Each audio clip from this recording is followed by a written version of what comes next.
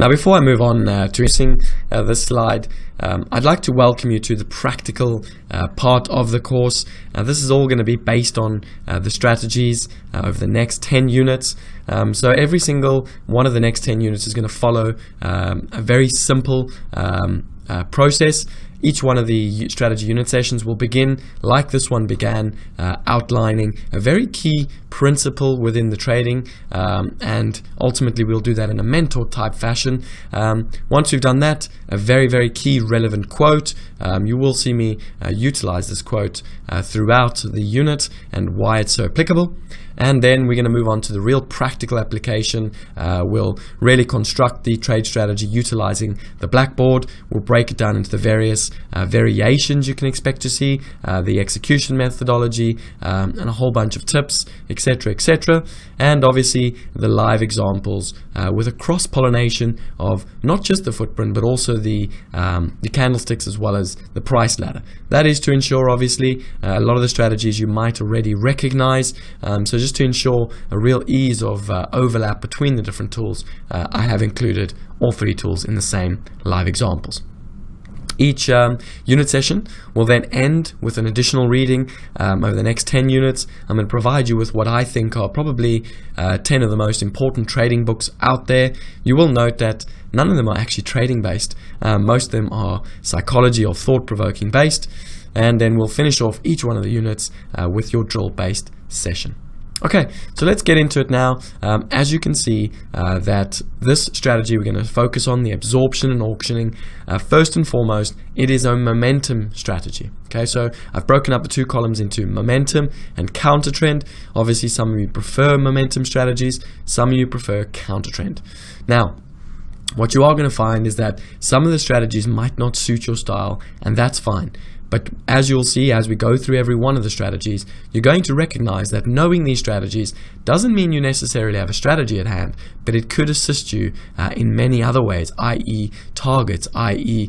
taking profits, i.e. where to place stops, etc., etc. So knowing these strategies, knowing these principles will aid you, in making obviously trading decisions. Now, this is a momentum-based strategy. It is standalone, so you don't require any other trading tool to recognize this trade strategy. And obviously, in terms of execution, it's a passive execution. You're going to wait for the market to come back and allow you a relatively straightforward entry point. All right, let's now move on. In the next couple of slides, we're obviously going to start off and we're going to focus on the principles underlying the strategy of absorption and auctioning. Now, as we focused on in Unit 3, we went through all the various principles that you can expect to see in all the strategies. Now, on this slide, what you can see is two sections, Part A and Part B, and those effectively come from Unit 3. But what I've done is I've annotated stars next to the principles you're going to encounter in this strategy. So you're almost expected to understand these principles in order to effectively apply the strategy. Now, not to worry, because when we go onto the next slide, I'm going to introduce you to the blackboard as well as the practical examples, and you're then going to see me apply every one of these principles with an example. So you'll see me illustrate it, you'll see me utilize the principles, and hopefully you'll begin to understand what each one of these principles means and ultimately how it adds value to the trade strategy. Okay, now before we move on to the next slide, do bear in mind the next couple of slides I'm going to begin on the blackboard. I'm going to show you the strategy, I'm going to annotate it, show you the variations, show you the principles that underline the strategy, and then I'm going to move on to practical examples with a static example of the footprint, before then finishing with live practical examples of the footprint. Now, do bear in mind, this will be an entire video session where I'm going to point it out for you. If, however, there was something you wanted to go back and view, or you maybe wanted to watch the full length of the video, do note in the next couple of slides, you will be able to view all of those charts at your own time, as well as the full length video of the practical example. All right, let's get into it then.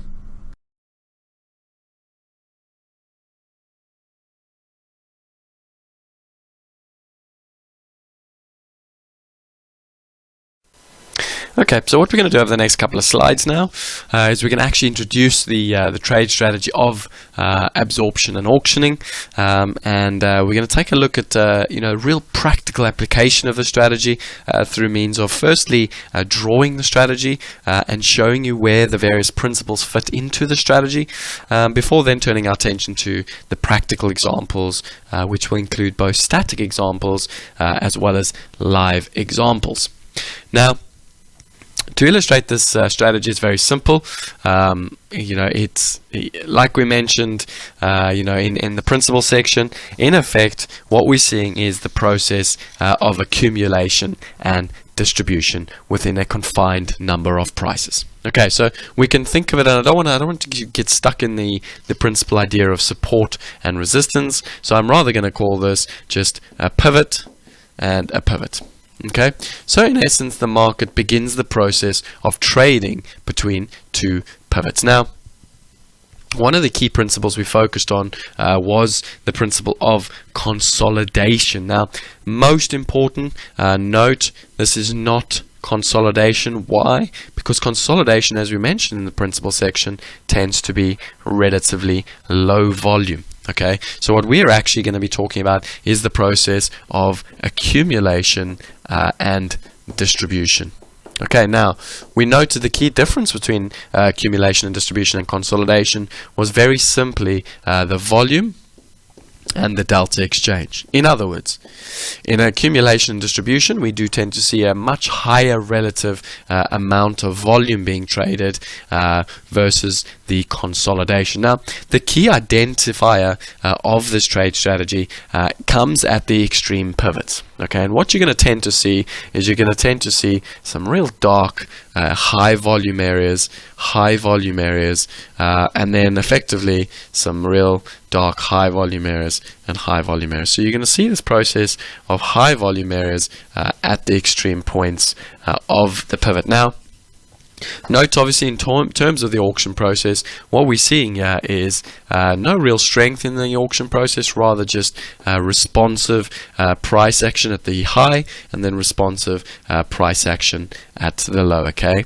once it finally breaks in either direction, we then get the process of initiative. Now note obviously when we do get this initiative response and this stronger auctioning process, it's usually going to be accompanied by some auction imbalances. Okay, so very typically once the break comes, obviously you're going to get these auction imbalances accompanying it, and the reason being is very simple.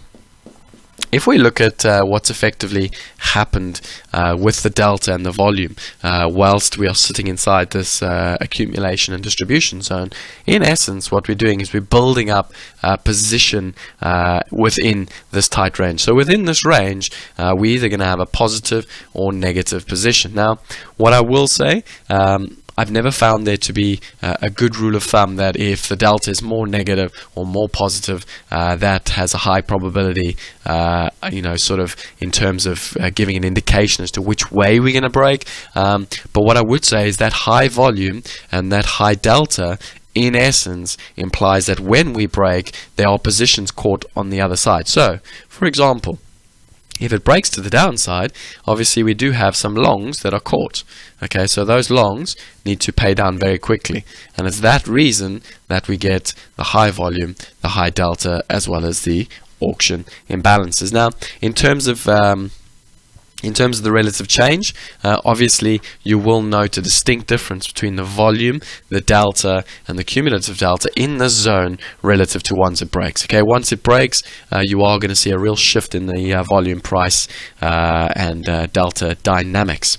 Now note obviously you will see much lower relative volume within the zone compared to the break, and that's obviously simply because of the initiative being taken, as well as obviously, again, I don't want to really use the word support and resistance, but you can think of these pivots in terms of some form of maybe the lower pivot is some sort of a initial support, whereas the higher pivot is some sort of initial resistance. Now, do note obviously one of the key things to consider as well is liquidity.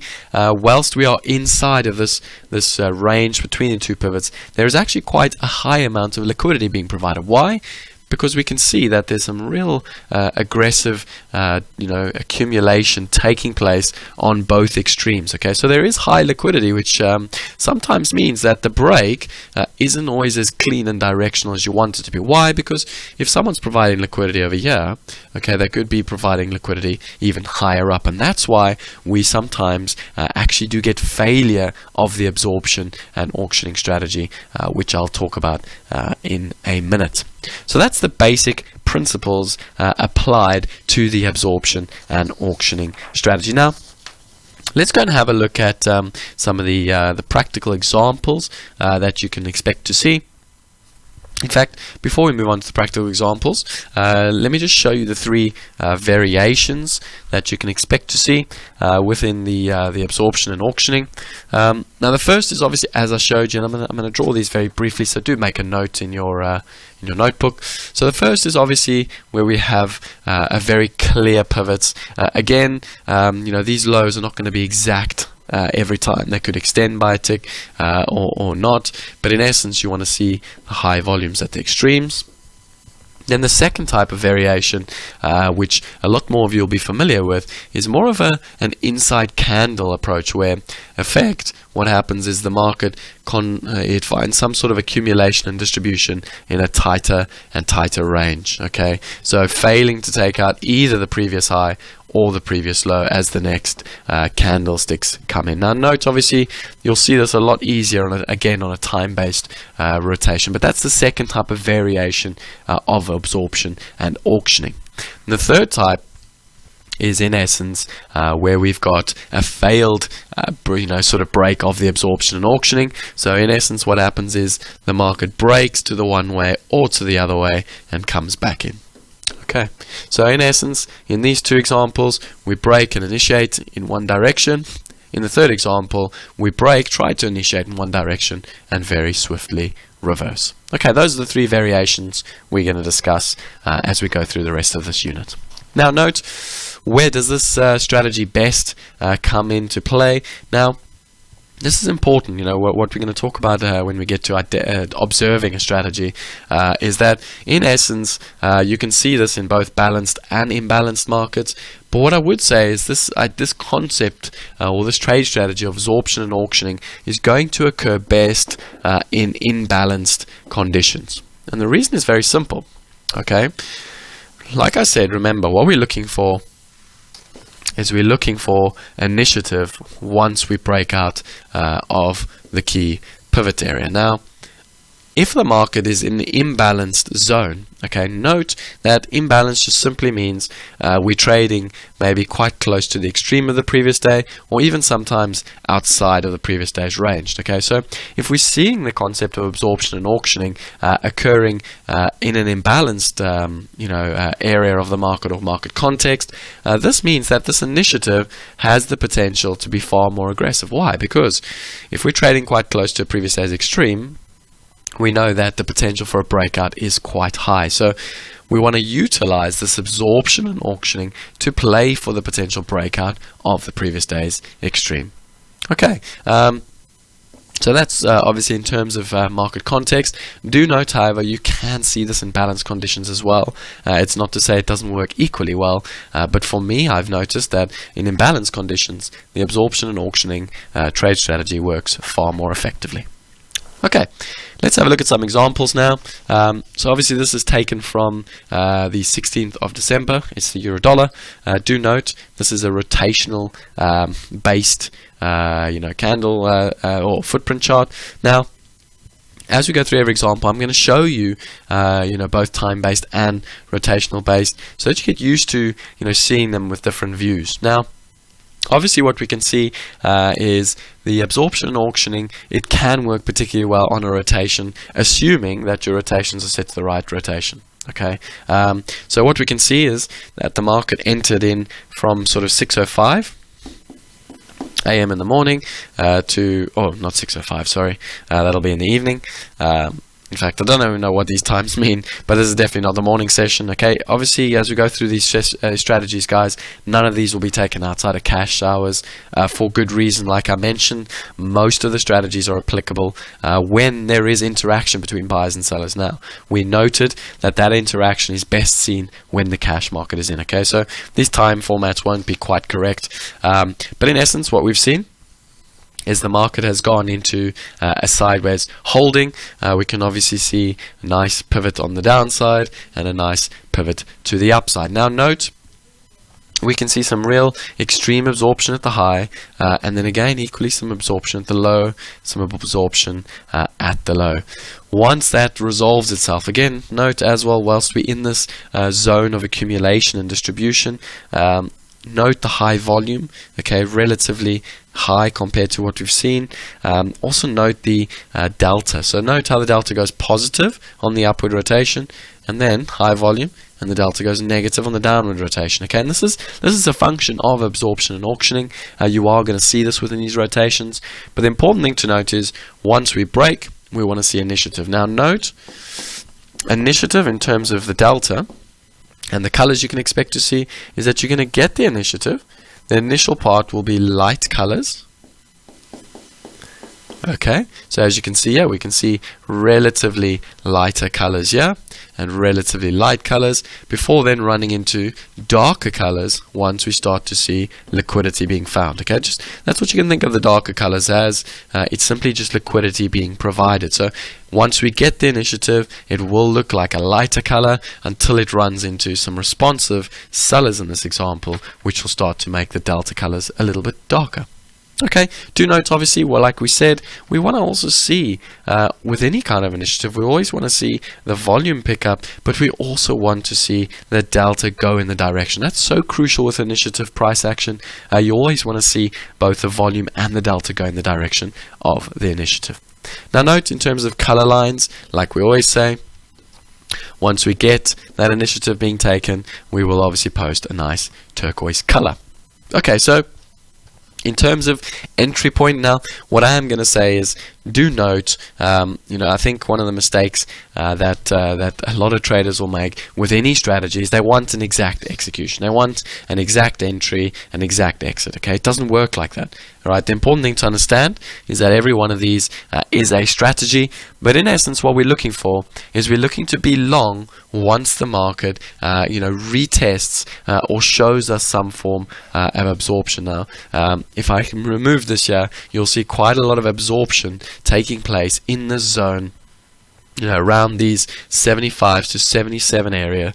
Some real good absorption. That's your entry point on the break. Why? Because what happens is we initially see some responsive buying here and responsive selling, and what happens is that responsive selling or that pivot resistance then becomes pivot support. Okay, now note the two variations with regard to the break up or down. Like I said, you can see some very aggressive initiative where we do tend to have imbalances. Or, as in this example, you can see that we have a relatively slow, gradual move to the upside. Okay, now that's important to note because it's not always going to be as straightforward and clean as some of the examples you might see in some of the later slides. Now, the next example again is one of the failed reversals now, and I'm going to show you this failed reversal and show you what it looks like. So again, this is taken from the E-mini S&P 500, quite recent as well. Now again, what I want to show you is this market enters a phase of consolidation.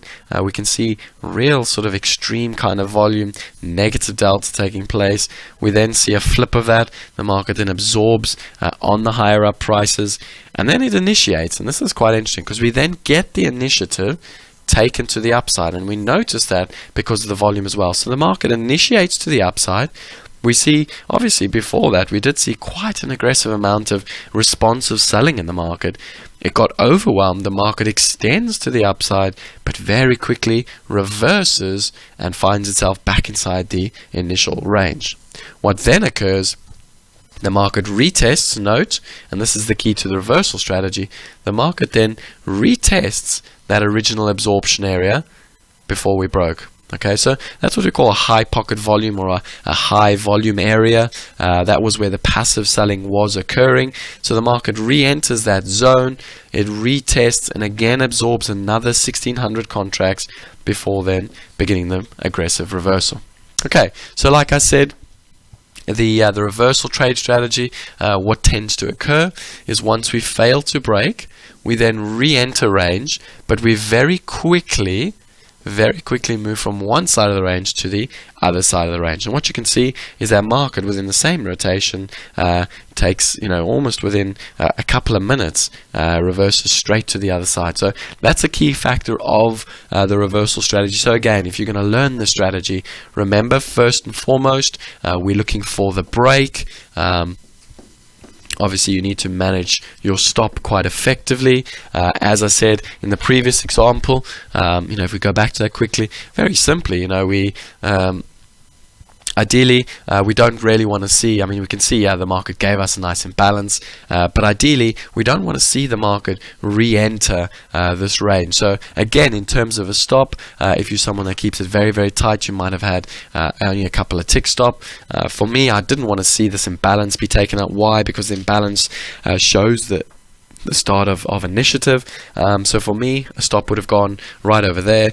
Notice it did come and try and test it before then reversing in the other direction. Okay, in terms of target, this is always a tricky one for the strategy. What I always say is you get out when the market tells you to get out in the strategy. So simply put, we can see obviously the market began a process of absorption here. It had a little inside candle and then extended again. So again, the market didn't really give us any reason to get out. Why? Because it didn't really take out any previous swing lows. I would have said once we saw this double bottom, I would have become far more cautious. Okay, in terms of obviously the rejection strategy, well again, target is a little bit of a nuanced fine art, but again, what we're looking for is a flush in the opposite direction, and let the market tell us when it's time to get out.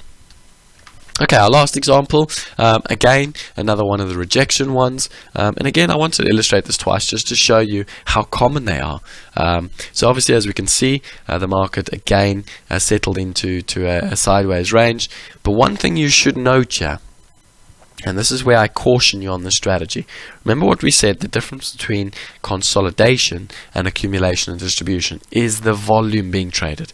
Okay, now note the volume being traded here. Do we have extreme delta on the extremes? Okay, and the simple answer is no. Okay, this happens to be the euro dollar again, but no real extreme. A little bit of extreme printing coming in there and there, but not the best example. I wouldn't have been looking at this going, okay, this is a potential opportunity, and we can see that also simply by the delta. Okay, this is always the dead giveaway clue. There's no shift in that delta on either side, and that tells me this isn't a process of accumulation distribution, but rather a process of consolidation. Now, the reason I wanted to include this was very simple. Okay, a lot of you will look at that and say, well, it's a perfect example. It broke, extended, left all sorts of imbalances, had a high volume and a shift in the delta. So in essence, it still did the same thing. However, remember, this job's about reducing, or increasing the probability of success, and that's why the conditioning is crucial. Okay, so note, it's only absorption and auctioning if we have got high deltas at the extremes, which we can see with the delta in the example provided. Okay, so that's our three examples. Let's now have a look at one of the trade strategies, and what you'll note obviously is that with regards to the trade strategies, I'm going to play you through it, and I'm going to identify a few things for you. Don't worry if I rush through this, guys. You will get plenty of opportunity, to go and run this on your own and watch it back in your own time. Okay.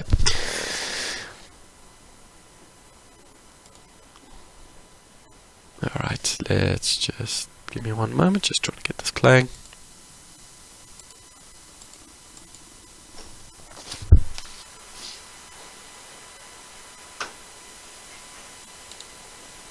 Okay, apologies for that. Now the first thing, before we actually move into the example that you can see in front of you, is just a little tip with regards to the trade strategy. Now, I'm going to give you these tips alongside all the rules of thumb. But the tip for this trade strategy is there always tends to be calm before the storm. Okay, so you tend to see this real just slow moving market, almost like a breath. Something triggers, maybe it's absorption on the one extreme, but there's always this little bit of relative calm, and then suddenly the initiative is taken. So that's what you're looking for in this trade strategy. You're looking for anything that hints at the potential for initiative to be taken. Now, the example in front of you is the euro dollar from the 18th, and I'm just going to run this through. Obviously, bear in mind these examples. The full example will be there for you to watch the entire video. Obviously, I'm going to be running through it relatively quickly, showing you the key points, showing you the tips, and hopefully you get an idea. So I'm just going to fast forward this fractionally, show you when we get to that phase of sideways. Now, to bring things into context, and this is why we have the candlestick on the right. Note we are in a little bit of a drive up this morning. We are imbalanced at the moment. So this is what I said. This is ideally where the trade strategy works very well, is when we get this accumulation distribution at an extreme point. Now, the first thing to note, obviously, note the delta at the low. Then equally note the delta at the high. So we're seeing both absorption at the low as well as absorption and response at the high. And this process continues to occur for some time now.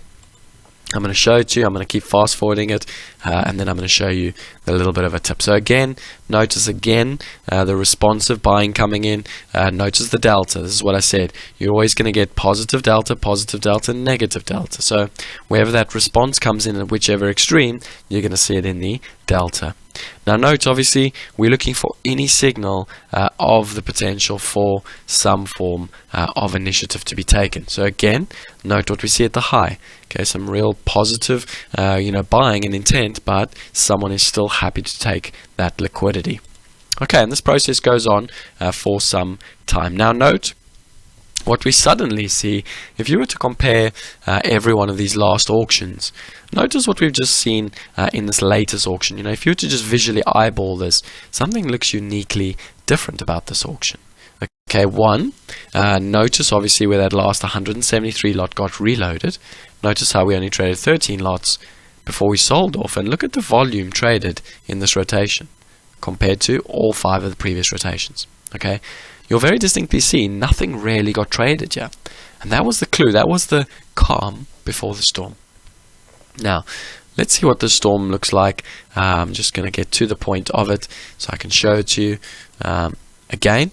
Okay, what we can see, a little bit of buying coming in, and now let's see what this initiative looks like. So note here, 39 contracts traded where we last absorbed, 21 contracts traded. So you can see there's really nothing going on. From going, from a point where every time in extreme there was a great deal of absorption to suddenly very, very calm, sitting on the highest price of the day. That's the calm I'm talking about. Okay, and that's the calm that you ultimately want to take advantage of. Now, there's one more little clue that did come in here. Ultimately, I'm going to just illustrate this if I go a little bit further forward. So again, we can see obviously the market did back off there. Okay, we came all the way back again, responsive price action at the low. And let's see again, we're going to get another little clue. Again, notice the responsive at the low, delta negative. Okay, and let's see what happens. So again, similarly to what we saw when I pointed out this very, very interesting rotation, notice what we saw here again. So the market came down. We traded 400 contracts in total, some real responsive buyers sitting there, and then the market left a really, really low volume area. Okay, and this is often what happens just before we get a breakout of this accumulation distribution. We either get what we call an auction imbalance, which you know about, or we get this low volume area. And straight away, note the zeros. That's obviously the beginning process of the initiative taken. Okay, so in terms of execution, if I just go back fractionally, once we saw that little bit of, we saw obviously the little bit of imbalance taking place, you'll notice that 115 contracts got traded. Let's see what that looks like, because that was ultimately our opportunity for some aggressive execution. Okay, obviously, what I would say when we go through the slides, we talk about the execution side. You don't have to preempt any of these trade strategies. Okay, as you get better at them, you'll learn to preempt them because you'll learn the nuances of it. But what you can see is you could have actually preempted this just simply because of the reloading taking out the high. Now notice every time that we've ultimately been at the extreme, we've had sellers or we've had a buyer buying into some really aggressive sell side response. This time, however, we have a seller selling into a really aggressive buyer. In other words, we've got a really aggressive buyer reloading at very extreme prices. And that was our clue. That was our subtle clue, a lot like the clue we saw in the previous rotation. Okay, as a result, once the sellers recognize that buyer, we begin the process of auctioning aggressively higher. Okay, and this process continues. You can see obviously we make an extended high, a little bit of imbalance as we mentioned. Market finds a little bit of sell side, comes back. Notice what it retests. Okay, it retests that breakpoint before then extending on higher. And I'm just going to fast forward this so we can see the process of one time framing. So note, obviously we got the break. Note the market did come back a second time, give you an entry point before then continuing higher. Okay, obviously you've got this video to go over yourself in your own time, but I just wanted to highlight that really key, nuance shift in the price action. That's what you're after. If you want to get good at the strategy, you're going to need to learn to identify that little nuance, because that's going to give you the perfect timing on the trade strategy. Okay, now let's look at another example, this time in the gold market, and this time we're going to have a look at what an aggressive reversal looks like. So this was taken from the 6th of December. It is the gold market, and again, I just want to move this a little bit forward. Let's get to some of the key areas. Now, obviously, what you're going to see here is a process of accumulation and distribution. How do we know? We'll look at the extremes. We have a high delta.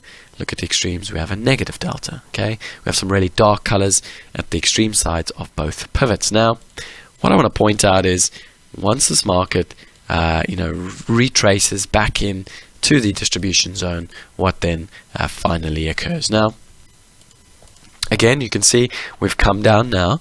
The market's beginning the process of accumulation and distribution. So we can see accumulation at the low, and then we distribute at the high, and then accumulation from the sellers, and then we distribute lower. And this process continues for some time. Now, what you'll recognize is that obviously we can see quite a negative cumulative delta on the day, but we can see again, every time the prices come down, we see the delta becoming more negative as the responsive buyers are happy to be filled there and provide liquidity. Equally, once we go bid, we can see obviously the responsive sellers happy to provide liquidity and get filled.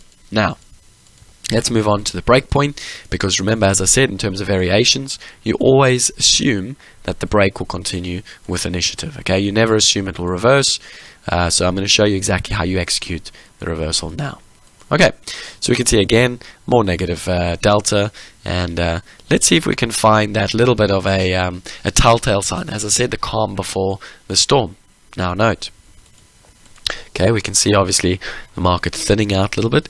Notice now in terms of, look at the accumulation that we were receiving at this price 66.1. So we're receiving dark colors here once and twice. And all of a sudden, the market's beginning to happily facilitate trade again in this area. Okay, so what we can see again, and this is such a telltale sign, notice how previously we would see buyers absorbing the market and buyers reloading and providing liquidity. Now, however, look what the sellers are doing. Okay, look where the sellers are providing liquidity and where they're absorbing. So this was very, very similar to the previous example. You tend to get this just before the breakout. And there's your clue, there's your tip. When you get the absorption coming in from the sellers at lower down prices, that's your clue we're about to break. Now let's see what this break looks like, and let's follow it on the reversal. Now remember what I said in terms of breakout. We obviously we want to see some initiative, and we want to see some imbalances. So what we can see here is we broke below. Okay, we've seen the seller's position for the break. We've broken below, and what have we seen straight below that? Okay, some really, really aggressive buying. Okay, that was effectively our real big clue of the reversal. Obviously, okay, we won't, this is a little bit more of a tricky example because it didn't quite extend, as we can see on the candlestick. It didn't quite extend by that far. But we can see once obviously it did go bid and that initiative came in, notice the imbalances, notice the zeros, more imbalances, runs into a bit of liquidity. And what we're looking for now, if we're not already long, we're looking for potentially a long just in front of that imbalance. Okay, and you'll see obviously market does post a nice little engulfing candle and ultimately comes back. Notice the fill there, if we just showed you in terms of the strategy execution, comes back all the way down to that previous high pivot, as we mentioned, gives us the opportunity to enter on a reload before ultimately continuing higher. Okay, so those are two strategies, guys. The one obviously initiates and continues. The other is failure, reverses very aggressively and initiates in the opposite direction. Okay, let's go back to the slides now, and together we're going to complete the template.